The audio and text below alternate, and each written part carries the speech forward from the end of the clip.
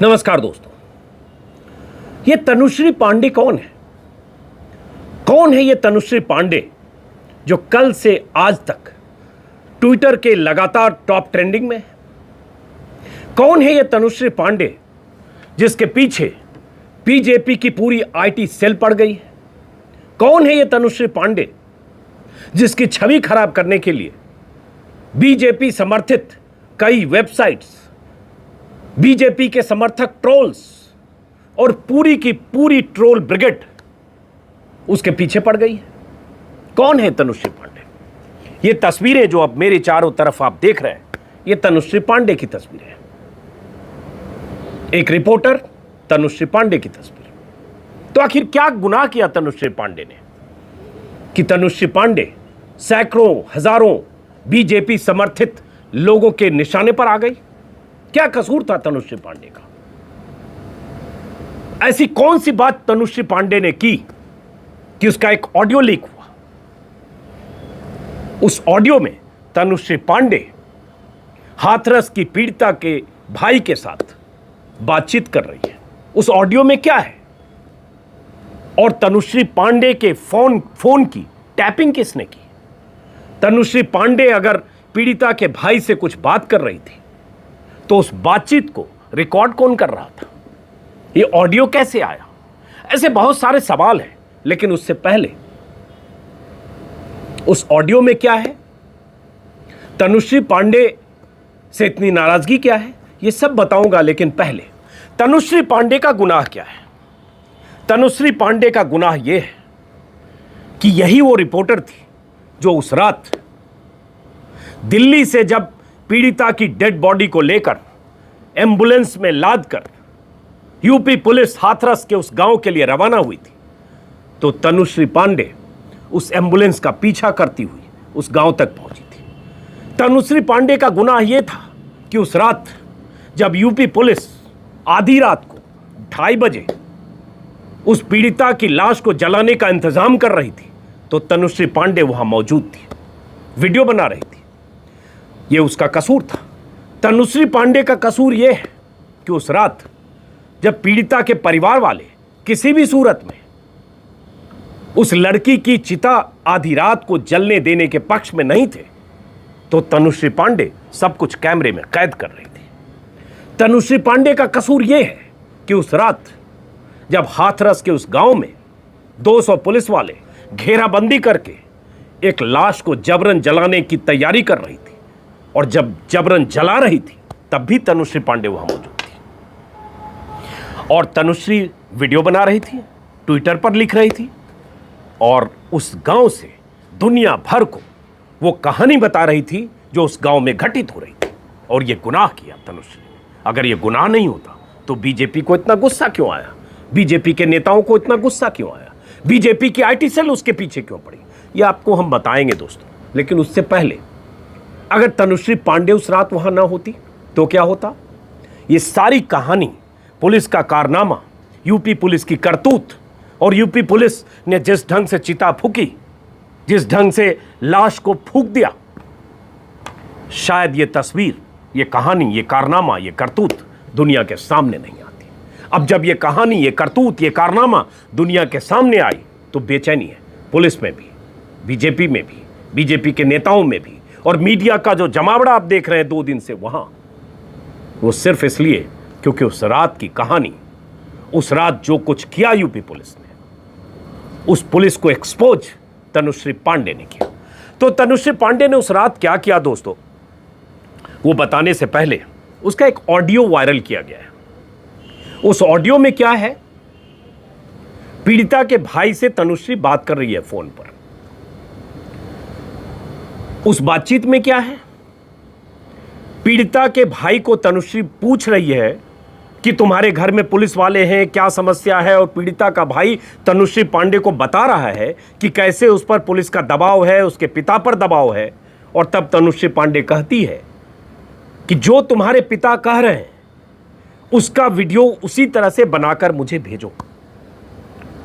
अगर ये कह रही है कि जो तुम्हारे पिता कह रहे हैं उसका उसी तरह से वीडियो बनाकर भेजो, इसमें गलत क्या है? लेकिन इससे बड़ी बात यह है कि जब ये दोनों की बातचीत हो रही थी तो बीच में कौन लोग थे जो दोनों की बातचीत को रिकॉर्ड कर रहे थे, किस कानून के तहत, किसकी मंजूरी के बाद, कौन वो अधिकारी था। यूपी सरकार ने क्या पीड़िता के परिवार या तनुश्री पांडे के फोन को सर्विलांस पे रखा था? क्या तनुश्री पांडे के फोन की रिकॉर्डिंग की जा रही थी? यह सवाल इंडिया टुडे ने भी पूछा है एक स्टेटमेंट जारी करके। और सवाल यह है कि अगर तनुश्री पांडे के फोन की रिकॉर्डिंग नहीं की जा रही थी तो क्या पीड़िता के परिवार के फोन को सर्विलांस पर लगाया गया है? और अगर लगाया गया है तो क्यों लगाया गया है? वो आरोपी नहीं है, वो पीड़ित है। तो क्या पीड़ित के परिवार के फोन को यूपी पुलिस या यूपी का सिस्टम रिकॉर्ड कर रहा है? यह सवाल है और इस सवाल का जवाब शायद यूपी सरकार न दे, लेकिन कानून के प्रावधान कहते हैं, इंडियन टेलीग्राफ एक्ट कहता है, क्या ऐसे किसी के फोन की रिकॉर्डिंग नहीं हो सकती? इसके लिए प्रॉपर गाइडलाइंस है, सुप्रीम कोर्ट के निर्देश है। उन तमाम निर्देशों की धज्जियां उड़ाकर, उन तमाम कायदे की धज्जियां उड़ाकर जिसमें किसी की निजता भंग होती है, यूपी के सिस्टम ने अगर फोन रिकॉर्डिंग की है, फोन टैप किया है, तो पहले तो इसकी जांच होनी चाहिए। लेकिन अब आते हैं दोस्तों कि तनुश्री पांडे से नाराजगी क्यों। कुछ वीडियो के जरिए मैं आपको बताता हूं कि तनुश्री पांडे का कसूर क्या था। एक वीडियो देखिए, छोटा सा वीडियो है, 1 मिनट 30 सेकंड का। इस वीडियो से आपको पता चलेगा कि तनुश्री पांडे अगर उस रात वहां नहीं होती तो क्या आप लोग, हम, आप, पूरी दुनिया वो जान पाती जो उस रात उस गांव में यूपी पुलिस ने किया। जरा वीडियो देखते हैं। इस वक्त पे हम लोग यूपी हाथरस के बुलगड़ी गांव में मौजूद है, जहां एक बहुत ही हॉरिफिक आप लोग कह सकते हैं, एक बहुत ही दर्दनीय घटना ने अंजाम लिया था करीब 15 दिन पहले। एक लड़की का यहाँ, उस लड़की ने जो बयान दिया है मजिस्ट्रेट को, जो पुलिस को, कि उनका गैंगरेप हुआ इस विलेज में, और आज उस लड़की ने अपना दम तोड़ दिया दिल्ली के सफदरजंग अस्पताल में। ये एम्बुलेंस मेरे जो पीछे खड़ी है, इसमें लड़की की बॉडी को लाया गया। पिता और भाई थे, जो उनकी माताजी थी, उनका सिर्फ एक ही पुलिस से सिर्फ एक डिमांड थी कि आप एक आखिरी बार हमको अपनी लड़की को घर ले जाने दीजिए, जो लास्ट राइट्स होते हैं वो हमको परफॉर्म करने दीजिए, एक आखिरी बार हमें अपनी बेटी को छूने दीजिए, हमें हाथ लगाने दीजिए। हमारे सामने यूपी पुलिस ऑफिशियल्स और यूपी पुलिस ने पूरी फैमिली को अंदर बंद किया, अपने घर के अंदर बैरिकेड किया, डंडे लेकर सब पुलिस खड़े हो गए। और इस वक्त पे जो हम आपको दिखाने वाले हैं, उससे दर्दनीय शायद ही परिवार के लिए कुछ और हो विजुअल। ये बॉडी जल रही है और पुलिस फोर्सफुली, इस वक्त पे करीब 3 बज रहा है रात का, और पुलिस फोर्सफुली बिना किसी परिवार के सदस्य की प्रेजेंस के बिना यहाँ पे बॉडी को लेकर आई और बॉडी को जला दिया, फैमिली के परमिशन के बिना, फैमिली प्रेजेंस के बिना। ये आधी रात की तस्वीर है, करीब 2:30 बजे की, हाथरस की। इंडिया टुडे आज तक की रिपोर्टर, जांबाज रिपोर्टर तनुश्री पांडे को इस रिपोर्टिंग के लिए सलाम किया जाना चाहिए। मैं तो 100 बार सलाम करूंगा इस रिपोर्टर को, कि इस रिपोर्टर ने दिखाया और बताया कि कैसे चिता जलाई जा रही थी और हाथ कंगन को आरसी किया। सबूत सामने अपने वीडियो में देखे, पुलिस की मौजूदगी, पुलिस की तैनाती, पुलिस की घेराबंदी, और पास में चिता जल रही थी। परिवार का कोई शख्स नहीं था। यह अलग बात है कि यूपी पुलिस ने बाद में झूठ बोला, यूपी के सरकारी अधिकारियों ने झूठ बोला कि परिवार वालों की मौजूदगी में उनकी मर्जी के साथ चिता जली। लेकिन वहाँ क्या हुआ, और उसके कई वीडियो लगातार पूरी रात तनुश्री पांडे पोस्ट कर रही थी। मैंने पहले के वीडियो में भी तनुश्री का जिक्र किया। आज जिक्र इसलिए जरूरी क्योंकि तनुश्री की छवि खराब करने के लिए, उनकी रिपोर्टिंग पर सवाल उठाने के लिए, उनकी साख पर सवाल उठाने के लिए, उसे डिस्क्रेडिट करने की एक मुहिम चल रही है। तो उस मुहिम का जवाब ये वीडियो है। एक और वीडियो देखिए। इस वीडियो को शायद आपने देखा होगा, मेरे दूसरे वीडियो में भी इसका जिक्र है। कैसे पुलिस अधिकारियों ने गांव की घेराबंदी की थी, उस घेराबंदी को तोड़ने में जुटी तनुश्री उस पुलिस के कारनामे को एक्सपोज करने के लिए जद्दोजहद कर रही थी। 40 सेकंड का एक और वीडियो है। इंडिया टुडे की रिपोर्टर तनुश्री पांडे के सौजन्य से उसके ट्विटर टाइमलाइन पर ये वीडियो मौजूद है, देखिए। जो बोल सकता है वो बोले। नहीं, कौन, ये क्या चल रहा है, इतना बस बता दीजिए सर, बस इतना सा मुझे बता दीजिए। मैं क्राइम ब्रांच में हूँ, कुछ और चल रहा है, मुझे आई डोंट नो। नहीं अभी मैं बाहर से हूँ। नहीं, अभी आपने मुझे बोला कि नहीं बॉडी नहीं है, क्या है सर, बॉडी है कि नहीं है? मेरी ड्यूटी यहाँ पर है आप लोगों को इस बताने के लिए कि आप लोग आगे ना बढ़े। बस मैं यहाँ आगे नहीं बढ़ रही हूँ, आप मुझे बता दीजिए क्या चल रहा है। आप इस बारे में डीएम साहब से पूछना आई है। डीएम साहब से आपकी बात हुई है? डीएम साहब से बात हुई है आपकी? डीएम साहब से बात हुई है आपकी? डीएम साहब से बात हुई है आपकी? डीएम साहब से बात हुई है आपकी? सर ये क्या चल रहा है? डीएम साहब से बात हुई है आपकी? कितनी डीएम साहब से बात हुई है आपकी? नहीं, बात नहीं सही है। सब लोग जो ड्यूटी है मैडम वही बोलूंगा मैं। मेरी भी ड्यूटी है, क्या चल रहा है? ड्यूटी आपकी बात डीएम साहब से हो चुकी है। डीएम साहब से बात हो चुकी है आपकी। डीएम साहब से बात हो चुकी है। डीएम साहब नहीं है, डीएम साहब यहाँ अब नहीं क्या है। ऐसे वीडियो को देखकर, ऐसी तस्वीरें देखकर आपको लगता है कि तनुश्री पांडे ने उस रात कुछ गलत किया? तनुश्री पांडे ने पीड़िता के भाई से क्या बात की, मैं वो भी छोटा सा टुकड़ा आपको दिखाता हूं, आप उससे खुद फैसला करिए कि उसमें गलत क्या है। पीड़िता का भाई अगर एक रिपोर्टर से बात कर रहा है, वो बता रहा है कि उसके पिता और उसके परिवार वालों पर पुलिस का दबाव है, और वो पिता के हवाले से कुछ बातें बता रहा है, तो रिपोर्टर कहती है कि अगर आपके पिता जो तुम कह रहे हो संदीप, उसको रिकॉर्ड करके मुझे भेजो, और मैं तब तक इस गांव से नहीं हटूंगी जब तक तुम्हें इंसाफ नहीं मिलेगा। क्या गलत कर रही है रिपोर्टर, सुनिए जरा इसको भी। जी क्रिटिसाइज करने के लिए इन्होंने बुलाया था, और वो बोला है, सब पिताजी ने बोला है। हम बोल नहीं पा रहे थे तो उस टाइम वो धमकी दे रखी है मैम, जिन्होंने तो पापा हमारे की स्थिति में देखी होगी। नहीं मुझे बताओ कि नहीं तो पर सच में बताया तुमको पिताजी ने कि वहाँ धमकी, वहाँ क्या धमकाने के लिए बुलाया था? अभी बताया उन्होंने दोपहर में, कह रहे ऐसे बताया कि घर पर। सुनो संदीप मेरे लिए एक काम कर दो भाई, प्लीज कर दो एक काम, और मैं तुम्हें वादा कर रही हूँ कि मैं यहाँ से हिलूंगी नहीं जब तक तुम लोग नहीं बोलोगे कि इंसाफ नहीं मिला है। तुम ना एक काम करो, पिताजी का ना एक छोटा सा, पिताजी का ऑलरेडी देखो वीडियो बाहर आ ही चुका है, ठीक है, प्रियंका गांधी ने ट्वीट कर दिया है, उस वीडियो को सबने ऑलरेडी उठा दिया है। मेरे को हाथ जोड़ के विनती है संदीप, पिताजी का ना एक छोटा सा वीडियो बना लो जहाँ पिताजी बोल रहे हैं कि हाँ मुझ पे बहुत प्रेशर था। तनुश्री पांडे ने जो किया उस रात, जैसी रिपोर्टिंग की, न सिर्फ उस रात बल्कि अगले दिन दोपहर तक लगातार, मैं नहीं जानता तनुश्री पांडे को, ना मैं मिला हूं, ना आज तक मेरी कोई बातचीत हुई है, मैं सिर्फ ट्विटर के जरिए जानता हूं, या फिर उसकी स्टोरी जो मैंने आज तक पर देखी, इंडिया टुडे पर देखी, एक रिपोर्टर को जैसे मैंने देखा और मेरी राय बनी, मैं उतना ही जानता हूं। लेकिन मुझे लगता है ऐसे वक्त में तनुश्री पांडे जैसी रिपोर्टर्स के साथ आप सबको खड़े होने की जरूरत है। क्या गलत किया, बार बार 100 बार कहूंगा। यूपी पुलिस क्या कर रही है? परिवार वालों को घर में बंद किया, डीएम ने जाकर घर में धमकी दी, चेतावनी दी कि आज मीडिया है, आज आधा मीडिया आज गया, आधा कल जाएगा, उसके बाद हम ही रहेंगे, या देख लेना अगर हम बदल गए तो क्या होगा। डीएम की साफ चेतावनी, सैकड़ों पुलिस वालों की गांव में घेराबंदी। कल के वीडियो में भी मैंने दिखाया कि सांसद तक को पटक कर मारने की नौबत है। डेरेक ओब्रायन के साथ जो हुआ, उसके वीडियो कल आपने देखे होंगे, मेरे वीडियो कल वाले वीडियो में मौजूद है। रिपोर्टर्स के साथ कल जो पुलिस जिस ढंग से कर रही थी, एसडीएम, जिले के डीएम, सैकड़ों पुलिस वाले, धक्का मुक्की, एक तरह से उन्होंने ऐसी घेराबंदी गांव के की है, मल्टी लेयर घेराबंदी, और घर वालों को, परिवार वालों को नजरबंद कर दिया। शक के दायरे में परिवार वालों को ले आए। जांच होनी चाहिए कि कौन पुलिस वाले थे, किसके कहने पर उन्होंने चिता जलाई, कौन पुलिस वाले थे जिन्होंने लापरवाही की, कौन पुलिस वाले थे कि 14 तारीख को घटना के वक्त जिनकी सुस्ती की वजह से घटना हुई और उसके बाद पूरी लापरवाही की सीरीज है। अब कार्रवाई के नाम पर आईवाश, एसपी को सस्पेंड किया गया, कुछ पुलिस वालों को सस्पेंड किया गया, डीएम अभी मौजूद है, लेकिन ये सब लोग आधी रात को ऊपर बैठे किस शख्स, किस अधिकारी, किस नेता, किस मंत्री, किसके कहने पर निर्देशित होकर आधी रात को ये सब कर रहे थे?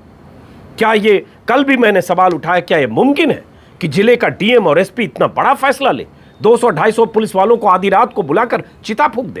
लेकिन इन सब चीजों को अगर तनुश्री पांडे ने एक्सपोज किया तो क्या गलत किया?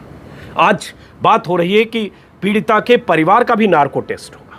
ये पहली बार सुनने में आ रहा है, पीड़िता के परिवार का नार्को टेस्ट। अब तक हम सुनते हैं नार्को टेस्ट होता है मुजरिम का, आरोपी का, यहां अब कहा गया सरकार की तरफ से पीड़िता के परिवार का नार्को टेस्ट होगा।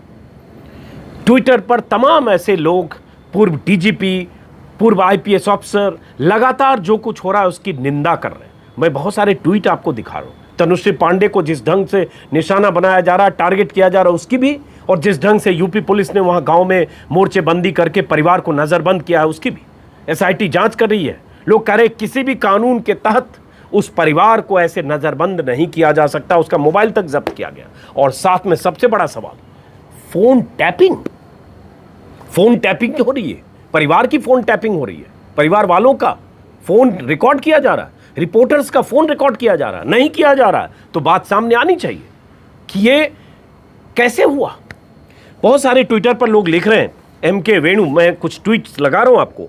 एमके वेणु सीनियर जर्नलिस्ट हैं, रोहिणी सिंह, पूजा प्रसन्ना, मिलिंद खांडेकर, जैसे मिलिंद खांडेकर ने लिखा है, हाथरस केस में पीड़िता को न्याय दिलाने के बजाय सरकार फोन टैप करने में लगी है। लॉ एंड ऑर्डर को मैनेज करते तो हेडलाइन मैनेज करने की नौबत नहीं आती। ऐसे बहुत सारे लोग लिख रहे हैं। सुकीर्ति द्विवेदी ने लिखा है, सरकार को फोन टैप करके ऑडियो लीक करने का इतना शौक है तो हाथरस के डीएम साहब का फोन रिकॉर्ड सार्वजनिक करें, जनता को पता चले कि ऊपर से किसके ऑर्डर थे उनको मामले को रातों रात निपटाने के लिए।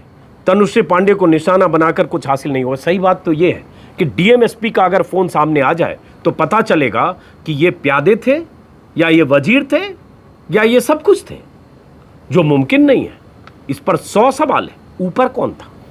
ऐसे बहुत सारे लोग ट्विटर पर लिख रहे हैं। अक्षय देशमान, चैती नेरुला, एमके वेणु ने लिखा है कि डिस्क्रेडिट करने की कोशिश हो रही है तनुश्री पांडे को, जो इंडिया टुडे की रिपोर्टर है, ये बहुत गलत है। रोहिणी सिंह ने लिखा कि जो बीजेपी आईटी सेल के मुखिया हैं अमित मालवीय, वो किस ढंग से पूरे मामले में तनुश्री पांडे को बदनाम करने की साजिश का हिस्सा है। पूजा प्रसन्ना ने लिखा है कि तनुश्री पांडे के साथ जो किया जा रहा है वो गलत है। श्वेता कोठारी ने लिखा है, चैती नेरुला ने लिखा है, विनोद कापरी ने लिखा है, मिलन शर्मा जो रिपोर्टर है इंडिया टुडे ग्रुप की, उन्होंने लिखा है तनुश्री पांडे जैसे पत्रकार असली पत्रकारिता करते हैं तो उनके साथ यही होता है। साहिल जोशी मुंबई में रिपोर्टर हैं, उन्होंने लिखा है कि ये शॉकिंग है जिस ढंग से एक रिपोर्टर की छवि खराब करने की कोशिश हो रही है। शेखर गुप्ता ने कहा है कि हम सब लोग तनुश्री पांडे के साथ हैं। और इंडिया टुडे की तरफ से एक ऑफिशियल स्टेटमेंट है जिसमें सवाल उठाया गया है कि किसके फ़ोन की टैपिंग हो रही थी, किस अधिकार से हो रही थी। अगर तनुश्री पांडे के फ़ोन की टैपिंग हो रही थी तो क्यों, और अगर पीड़ित परिवार के सदस्य पीड़िता के भाई संदीप की टैपिंग हो रही थी तो क्यों, ये सरकार को बताना चाहिए। ये इंडिया टुडे ने कहा है। और पूरी कहानी दोस्तों आपको पता होगी। बीजेपी से भी अब कुछ नेताओं की तरफ से कहा गया गलत हुआ, जिसमें उमा भारती हैं।